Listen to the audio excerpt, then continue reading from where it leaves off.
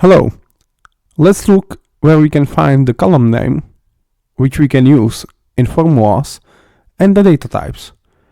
When you go to the any column at the top and go over the header, you will see not just the label, but also how you can use and refer to that column inside of the formula. So for example, here for the full name, we see that it's $, which we are always using to refer the name of the column and then the full name together. And that's the string. So let's try to use it. Add step, filter, keep rows,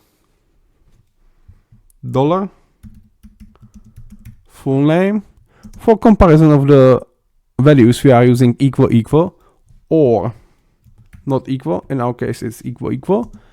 And then the string should be in the quotes.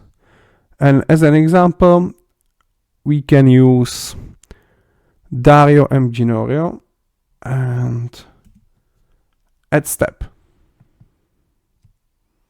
And here is Dario. So to reference the column $, and name, which you can find when you will hover over the header. And that's it.